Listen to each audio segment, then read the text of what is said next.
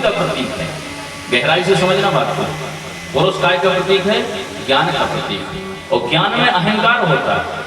अभी आप अनुभव करना, मैं ये कथा बोल रहा हूं, मैं कोई चौपाई गाऊं और अगर मान लो चौपाई का शब्द आगे पीछे हो जाए तो तुम पे बनत भर होगा चौपाई, तब तुम नहीं, तुम्हारा ज्ञान रूपी अहंकारों के बूंद पड़े और कहते हैं महाराज गलत बोल गए।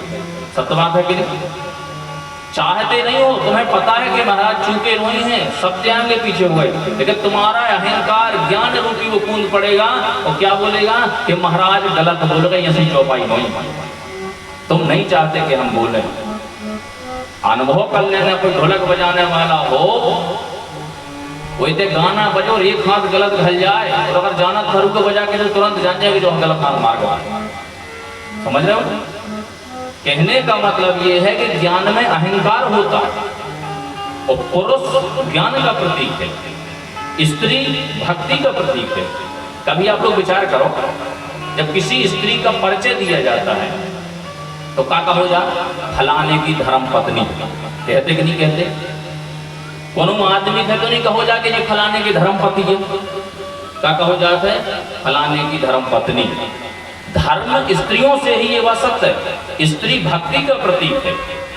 आप लोग अनुभव करना, ये मैं सत्य बात बताता हूँ, हमारे यहाँ 100 घरों में अनुभव कर लेना, भैया लोग शायद 10 घरों में पूजा करते हो।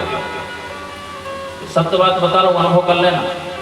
100 घर में, गांव में अगर 100 घर हैं तो 90 घरों में माताएं ही पूजा करती हैं, भैया लोगों को टाइम नहीं है पूजा करने का। शायद 10% लोग हों कि जो सुबह से अपने भगवान की पूजा करते हैं। ये अनुभव कर लेना, ये भक्ति जो है स्त्रियों से ही चल रही है भैया। ब्राह्मणों ने भगा दिया, जाओ तुम्हें भूख लगी हो, भगवान का नाम लेते हो। ग्वाल वाले गए, ग्वाल वालों ने, भगवान ने पूछा कुछ लेके आए? ग्वाल वालों ने कहा प्रभु ऐसी जगह भेज दिया, उन्हें दलकार के भगा दिया, कुछ नहीं किया। भगवान ने कहा अच्छा एक बात बताओ, तुम कहाँ गए थे, किसके पास गए थे? बोले महाराज हम गए थे पंडित जी पास जो यज्ञ कर रहे।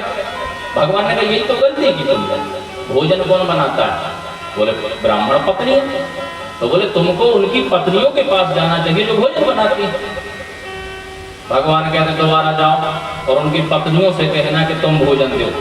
ग्वाल वालों ने कहा भगवान एक बार गए 2 घंटा लग गए हैं और हमारे जाने की इच्छा नहीं है। भगवान ने कहा जाओ तो तुम वो दे देंगी।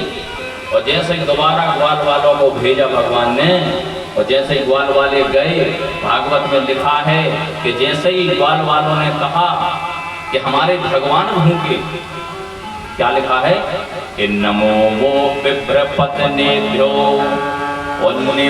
उन्निबोधाय वासांसिना इतौ अवदूरे चरिता